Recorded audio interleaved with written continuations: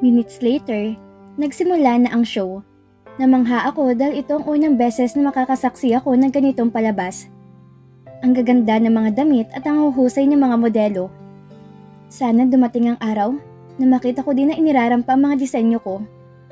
Lumabas ang mga modelong lalaki at nakita ko nakasali dito si Allen. Masaya ako para sa kaibigan ko kasi hindi siya nawawala ng trabaho. Magaling naman kasi siya at may K. Pumapalakpak ako kaya nagulat si Kabuti dahil bumitaw ang kamay ko sa kanya. Pagtapat ni Allen sa amin, kumindat pa to sa akin kaya naman ngumiti ako dito. Paglabas sa mga lalaking modelo, ay nagulat ako nang hilahin na naman ako ni Kabuti patayo. Well, go ahead, Audrey. Paalam nito sa pinsan niya. Wait, hindi pa tapos ang show. Reklamo nito. Hindi naman ako nakapagsalita at nagpaalam naman lang kay Audrey. Dahil para na naman tong ipu-ipong lalaking to sa bilis ng paghatak niya sa akin. Pagdating namin sa kotse, ay agad niya tong binuksan at isinakay ako doon. Halata na namang bad trip ang lalaking ito at tila alam ko na ang dahilan. Binuhay niya lang ang sasakyan at hindi naman to pinaandar. Nakahawak lang ang kamay niya sa manibela habang taas baba ang balikat dala ng malalim na paghinga. I'm sorry. Mahinang sabi niya. I lost my control. Nagsasalos ako mi amor. Ayoko ng ganitong pakiramdam pero hindi ko mapigilan. Bakit ka naman magsaselos? Tanong ko. You never smiled at me like that, and it hurts me. Hindi ko alam ang sasabihin ko. I am out of words dahil hindi ko maintindihan kung saan nanggagaling ang ganitong ugali ni Kabuti. Paano pala kung magiging boyfriend ko to? Bawal lahat? Pinagalitan ko ang sarili ko sa iniisip ko. Nagulat ako na bigla na lang akong kabigin ni Tristan at yakapin. Hindi ako nakagalaw. Ang tanging naririnig ko ay ang malakas na tibok ng aming mga puso. Nakatambay kami ni Kabuti sa harap ng Bay Area. Pagkatapos naming umalis sa venue ng fashion show, nadaanan namin to at hiniling niya na huminto muna kami para makapag-usap. Hindi naman kami bumaba ng kotse at hinayaan niya lang na bukas ang aircon at makina ng sasakyan. Nakatingin lang kami sa kawalan. Hindi naman siya nagsasalita. Kaya nanatili na lang din na tikom ang bibig ko. Kung may gusto man siyang sabihin, mauna na siya. Siloso ko pagdating sa'yo, and I admit that. Napatingin na naman ako sa mukha ni Tristan dahil sa biglaang pagsasalita niya. Pwede bang ipaliwanag mo sa akin ang nangyayari? Kasi hindi ko talaga maintindihan at para sa akin hindi normal. Tanong ko sa kanya dahil talagang gulong-gulo na din ako. Matagal na kitang kilala, mi amor. Yun ang dahilan kung bakit palagi kong sinasabi na I'm longing for you. I just want you to know that I exist. Umpisa niya. Paano? Bakit ako hindi kita kilala? Usisa ako. Nakita kita sa club ni Jackson Hernandez. Business partner ko siya sa isang negosyo. And palagi kami nakatambay sa bar niya kasama nung 4 kong kaibigan. You were working there as a waitress. I admit, akala ko nung una kitang makita, gaya ka lang ng ibang babae na dumaan sa buhay ko. I honestly, don't do girlfriends, Denise. I don't date. Para sa akin ng babae, pang one night stand lang. Nagulat ako sa narinig ko. Kilala niya ang dating boss ko na Sir Jackson at nagkita na kami noon. Well, posible siguro, pero hindi ko na din matandaan. Jackson warned me na magtanong ako tungkol sa'yo. Alam niyang ugali ko pagdating sa babae at binalaan niya ako na wag kang pakikialaman. At first akala ko, may gusto siya sa'yo. Pero he made it clear that she was just protecting you as her employee. Kinuha niya ang kamay ko, saka niya dinala sa kanyang labi. He told me na mataas ang pangarap mo sa buhay, na gusto mo makabalik sa pag-aaral, kaya nagtitiis ka magtrabaho. Right there and then, nakuha mo ng atensyon ko, mi amor.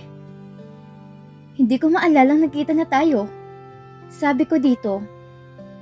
Tuwing pumupunta kami ng club, ikaw ang nagdadala ng mga order namin. I requested that from Jackson kasi habang tumatagal, gustong gusto kitang nakikita. Pag-amin ni Tristan sa akin, sinabihan ko din yung mga kaibigan ko na bigyan ka ng malaking tip. Gusto ko na matulungan ka financially. Kaya isa yun sa naisip kong paraan. Napapikit ako at naalala ko nga ang grupo ng lalaking yon. Tama, sila yung malakas magbigay ng tip at palagi ako nire-request na mag-surf. Pero hindi ko talaga matandaan ang mga mukha nila. You don't remember me, right? Tanong niya at umiling ako. Mas focus ako sa trabaho.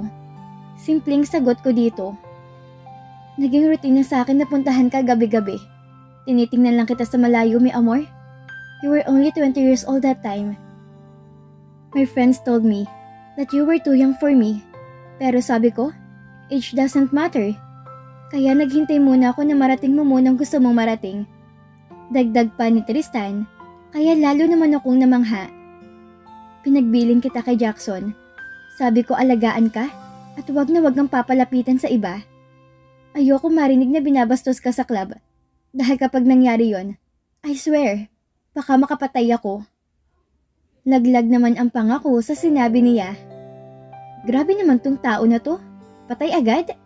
Pero in fairness, sa ilang taon ko sa club, wala man lang ako na-encounter na taong nambasto sa akin. Nang malaman ko na mag-aaral ka na, nakaramdam ako ng tuwa. I'm so proud of you dahil unti-unti mo nang maaabot ang pangarap mo. Jackson told me na gusto mo mag-aral ng fashion designing, kaya nirekomendo ko sa kanya ang school na pinasukan mo. Hindi ako makapaniwala sa narinig ko. Kakaiba din talaga tong tao na to.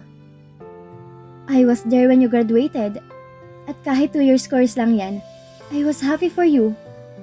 Malungkot lang kasi, hindi kita malapitan. Napatingin ako sa kanya. Hindi ko alam kung anong sasabihin ko. Meron palang taong ganun? Dapat ba ako matuwa? Kaya pala ganun ang sinasabi niya, na gusto niya lang ako makasama dahil matagal na siyang naghihintay. Please, don't be scared of me. Pakiusap ni Tristan. Nababasa ko ang takot sa mukha niya, kaya umiling ako. Nagugulat lang ako, sir. Hindi ko alam kung anong sasabihin ko. You don't have to say anything. Just please, wag mo sana akong itaboy. Let me show you how much I love you, my amor. Sabi nito at hindi ako nakakibo. Ano bang dapat sabihin ko sa kanya? Dapat ba ako matuwa sa atensyong binibigay niya? Pwede ko ba siyang bigyan ng pagkakataon? Pero paano kung kagaya lang din siya ng tatay ko? Nang nakabuntis kay Amber, ng tatay ni Amber, saan ako pupulutin? I'll take you home.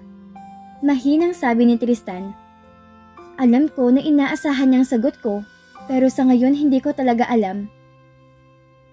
Siguro, hahayaan ko na lang munang kapalaran na magdikta kung saan ako. Hinatid ako ni Kabote hanggang sa pinto ko. Salamat sa paghatid, sir. Sabi ko dito. Pwede bang alisin mo na din ng sir? Natuwa naman ako sa gusto ni Tristan. Amo kita. Natural na tatawagin kita ng sir. Basta ayoko. Nakagiti din niyang sabi. Kaya naman pala niyang hindi maging palautos eh. Kaya naman pala maging mahinahon. Good night, mi amor. Paalam ni Tristan. Good night. Sagot ko naman. Pumasok ka na. Lock your doors. Bili niya. Pagpasok ko sa loob, ay nakahinga ko na maluwag. Hindi ko talaga inaasahan ang mga nalaman ko mula kay Kabote. So all along, ako palang babaeng tinutukoy ni Audrey. Ang babaeng minamahal niya mula sa malayo. Nagbihis na ako at naglinis ng katawan. Linggo naman bukas at walang pasok, kaya magsisimba ko. Mamamalengke na rin ako ng ilang kailangan ko dito sa bahay. Nakahiga na ako na mag-ring ang phone ko at si Tristan iyon. Hindi ko na siya tatawagin Kabote dahil masyado naman siyang gwapo. Tristan ang itatawag ko sa kanya simula ngayon. Hello Tristan? Wow! My name sounds sexy kapag ikaw yung bumabanggit. He chuckled, kaya naman natawa na din ako. Nakauwi ka na ba? Tanong ko dito dahil wala naman akong ibang maisip na itanong. Yes, how about you? Matutulog ka na ba? Tanong niya. Kakahiga ko pa lang. Sabi ko naman, Sandi bukas, may plano ka bang gawin? Magsisimba ako, bakit? Tanong ko. Gusto mo bang sa Antipolo magsimba? Pagdakay tanong ni Tristan. Hindi na. Dito lang ako magsisimba sa malapit. Mamimili pa kasi ako. Sabi ko agad. Okay, sige. Maybe next time. Sagot naman niya. Sige na, matutulog na ako. Magpahinga ka na din. Paalam ko sa kanya. Okay. Good night, mi amor. Sabi ni Tristan sa akin. At hindi ko alam dahil nakakakilig ata bigla sa pandinig kong endearment niya. Good night, Tristan. Sagot ko dito. Pagbaba ng phone ay napahiga ako agad. Ano bang nangyayari sa akin? Bakit ako nakakaramdam ng ganito? Huwag mong sabihin nagugustuhan ko na si Tristan. Ha? Agad-agad? Nasaan na yung dinis na galit sa mga lalaki nagpapakita ng interes sa kanya? Kaya ko ba talaga siyang bigyan ng pagkakataon? Hindi ko na alam kung anong oras ako nakatulog kagabi. Tamang-tama at makapagsisimba ko ngayon. Makahingi ako ng kaliwanagan sa Diyos kung anong dapat kong gawin. Uminom lang ako ng kape para mainitan ang sikmura ko. Saka ako naligo at naghanda para magsimba kinabukasan. Nagsuot lang ako ng t-shirt na medyo hapit sa akin at skinny jeans. Tinernuhan ko to ng rubber shoes para mamaya pagpunta ko ng palengke ay handa ako. Tiyak kasing medyo maputik doon. Isinukbit ko na ang sling bag ko saka ko lumabas sa kwarto. Paglabas ko ng pinto ay hindi ko na naman inaasahan ang pagsulpot ni Kabute. Wala bang sariling buhay ang lalaking to? At plano atang bantayan ako araw-araw. Kinapa ko ang damdamin ko, pero wala naman ako nararamdamang inis. Parang mas kinilig pa nga ako, kasi gaya ko nakamaong lang ito na medyo hapit sa kanya. Body fit t-shirt na kulay gray, naka-rubber shoes din ito, at may shades na nakasabit sa shirt niya. Aminin ko man o hindi, nakakatulo laway talagang pormahan niya ngayon. Good morning! Masayang bati ni Tristan sa akin. Bakit ka nandito? Babatiin ko sana siya, pero yun ang nanula sa bibig ko. Samahan kita magsimba. Kulang siya habang nakasandal sa pader ng apartment. Denise! Napalingon ako kay Allen. Magsisimba ka na? Tanong niya, sabay pitik ng noo ko. Napatingin ako kay Tristan dahil tiyak na hindi napansin ni Allen na nandito siya. Madilim na naman ang mukha niya at nakasimangot. Sinundan ni Allen kung saan ako nakatingin at nagulat pa to na makita si Tristan. Good morning, sir. Bati niya dito. Tumango lang naman si Tristan. Let's go, mi amor. Wala akong nagawa sa pagbuntot sa akin ni Tristan mula sa simbahan. Hanggang sa palengke, hindi ko naman magawang itaboy siya. Dahil nga sa pakiusap niya noong nagdaang gabi. Buhat nung malaman ko nangyari noong nakaraan, ay nakaramdam ako ng kakaiba sa kanya. Kung tutuusin, wala ka nang hahanapin kay Tristan. Nasa kanya na ang lahat ng pangarap ng babae sa isang lalaki.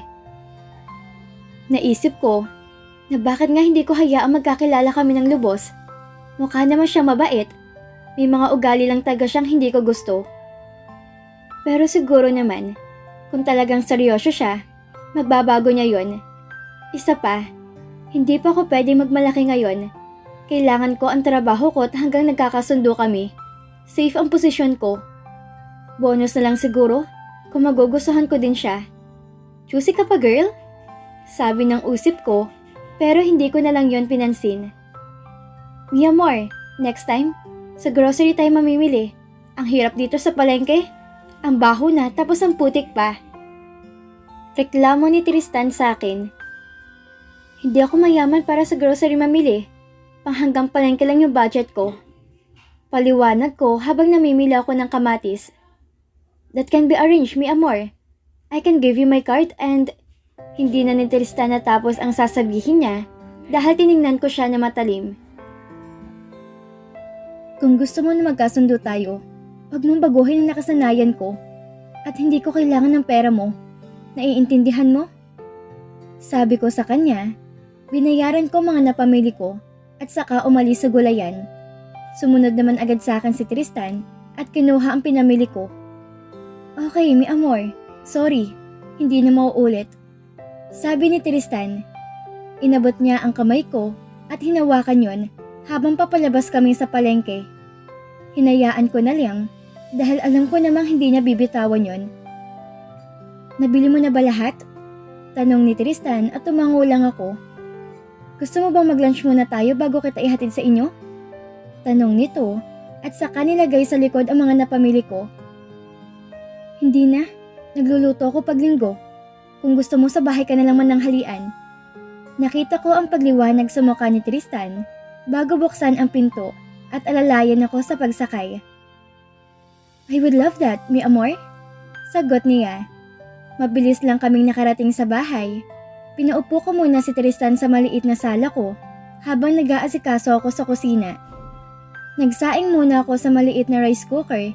Dinagdagan ko na at nakita ko naman sa malakas siyang kumain. Pagkatapos magsaing ay hinanda ko na ang gagamitin ko para sa sinigang na baboy. Masarap to ngayon, lalo na at makulimlim ang panahon. Lumapit si Tristan at halata namang naiinip sa sala. What can I do to help? Tanong niya sa akin. Kasalukuyan kong asinalang ang liyampo ng baboy para palambutin to. Kaya ko na to. Sabi ko, naupo na lang siya sa upuan at pinanood ako habang naghihiwa ng mga gulay. It's a good thing you know how to cook, mi amor. Kung ikaw nga marunong, ako pa ba? Laki ako sa hirap. Walang aasahan na iba kaya kailangan matuto. Sagot ko sa kanya.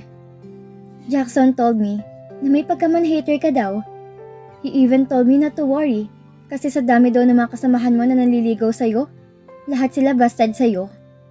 Kwento nito, kaya bahagya akong natawa. May pagka-marites din pala yung sermon, no? Sagot ko sa kanya at saka kumunot ang noo ni Tristan. Marites? Hindi mo alam kung ano yon? Oo nga pala, hindi to mahilig sa mga ganong klaseng salita. Ibig sabihin na marites chismosa. Sabi ko kaya natawa siya. Yung tawang natural at masarap pakinggan. So bakit nga mi amor? Pinanakit ba sa'yo dati? Usisa ni Tristan. Ang tatay ko, binuntis ang nanay ko at hindi na binalikan. Tapos nag-asawa uli ang nanay ko. Pero iniwan din kami. Sumama sa iba. Yung kapatid ko, binuntis ng hudas ng nobyo tsaka tinakasan. Kwento ko dito. Hindi ko alam pero komportable na din ako sa kanya kahit pa sandali lang kami nagkakilala. Hindi naman lahat ng lalaki pare-pareho. Depensa ni Tristan. Oo, sabi nga nila. Pero mas mainam na yung nag-iingat. Tinalikuran ko siya para hugasan ang mga gulay na hiniwa ko. So ibig sabihin ba niyan? Bastard na din ako sa'yo? Tanong ni Tristan, kaya hindi ako makakibo. Ano nga bang sasabihin ko sa kanya? Ewan ko. Mainam pa wag na lang magkomento. Wag mo na lang sagutin. But I'm serious, mi amor. Ipapakita at ipaparamdam ko sa yung totoong nararamdaman ko. Nanatili pa rin akong tahimik. Hindi ko alam ang tamang salita na dapat kong sabihin. Tiningnan ko ang baboy at medyo malambot na ito. Hinayaan ko pa to, saka ko nilinis ang mga kalat sa mesa. Hindi ka na talaga kumibo dyan? Sabi ni Tristan. Hindi ko naman kasi alam ang sasabihin ko. Pag-amin ko sa kanya. Sagutin mo na kasi ako. Nakangiting biro niya kaya natawa naman ako. Ewan ko sa'yo? Pag-iwas ko. Dahil hayan na naman ang mga nanunuot ng tingin. Pag tinititigan niya ako ng ganito, pakiramdam ko nanunuot yun hanggang sa kaluluwa ko. Hinarap ko na ang niluluto ko at tinapos na iyon. Medyo nagugutom na kasi ako dahil kapilang almusal ko kanina. Habang niluluto ko ang mga gulay ay inayos ko na ang mesa. Naglagay ako ng 2 plato, kubyertos at baso. Kumuha na din ako ng malamig na tubig sa maliit na ref ko. Nang maluto na ang sinigang ay naghahayin na ako. Nanatili lang naman si Tristan na nakapanood sa akin. Kain na tayo, sabi ko sa kanya, and he just smiled. Nilagyan ko siya ng ulam sa isang mangkok. Kumakain ka ba ng gulay? Tanong ko pa dito. Oo naman, kahit ano basta galing sa'yo kakainin ko. Nakaramdam ako ng tuwa. Ewan, basta tumitibok na mabilis yung puso ko sa sinabi niya. Humigop siya ng sabaw at tinignan ko ang reaksyon niya. Sabi naman ni Allen, masarap ako magluto, pero medyo kinakabahan pa rin ako pagdating kay Tristan. Kamusta? Nag-aalalang tanong ko dito. Wow, ang sarap! Sabi ni Tristan, saka sumandok na ng kanin at nagsimula ng kumain. Di nga, pangungulit ko dito. It's really good, mi amor. Pwede na tayo mag-asawa. Nakangiti pang sabi ni Tristan. Umiling na lang ako at nagsimula ng kumain na din habang masaya kong pinapanood ang magana niyang pagkain. Denise, kakain ka na ba? Napalingon kami pareho ni Tristan sa pagbukas ng pinto. It was Allen. Nagulat din siya na makita kami magkasalo ni Tristan sa mesa. Allen, tara na, kain na tayo. Sabi ko dito. Ngumiti naman siya at pumasok sa kusina. Magandang tanghali po, sir. Bati niya kay Tristan. Tumango lang ito at tinuloy ang pagkain. Naupo sa tabi ni Tristan si Allen, kaya ikinuha ko naman to ng plato at kubyertos. Sumandok uli ako ng kanin mula sa rice cooker. Mabuti na lang at dinagdagan ko talaga to. Wow! Sinigang! Sabi pa nito na makita ang ulam, kaya pinandilatan ko na to na mata. Medyo OA na siya dahil madalas naman siya makakain ng ganito. Wala ka atang lakad ngayon. Sabi ko saka ko tinuloy ang pagkain ko. Tahimik lang naman si Tristan na kumakain. Wala, pahinga ko ngayon. Sagot niya sabay subo. Grabe. Ang sarap talaga ng sinigang mo, Denise. Nakapikit na sabi nito, kaya gusto ko na siyang batukan. Ano sa palagay mo, sir? Diba masarap? Tanong pa nito kay Tristan. Yes, sinabi ko na din sa kanya kanina yan. Sabi ni Tristan. Nadadalas po atang pagdalaw niyo sa lugar namin, sir. Tanong niya kay Tristan, kaya naman medyo na-alarma ako. I'm courting her. Hindi ba niya sinabi sa'yo? Walang habas namang sagot nito, habang si Allen naman ay napatingin sa akin with questioning eyes. Wala pa siyang nabanggit sa akin. Sagot nito. Don't worry, Allen. Malinis ang intention ko kay Denise. Napapikit ako dahil inaasahan ko na ang sandamakmak na sermon niya mamaya mula kay Allen. Tumango naman to kay Tristan. Just be sure, sir. Ayoko masaktan si Denise dahil kapag nangyari yon, kahit mayaman at makapangyarihan ka, hindi ako mangingiming basagin yung mukha mo. Maangas na sagot nito kay Tristan. Allen! Saway ko naman dito. Nagpatuloy lang to sa pagkain na parang walang sinabi. Ganon din ang ginawa namin ni Tristan. Wala nang nagsalita. At dito na po nagtatapos ang kabanata ng ating kwento. Muli niyo po akong samahan sa mga susunod na kabanata na ibabahagi ko sa inyo. Maraming salamat po. Keep safe everyone!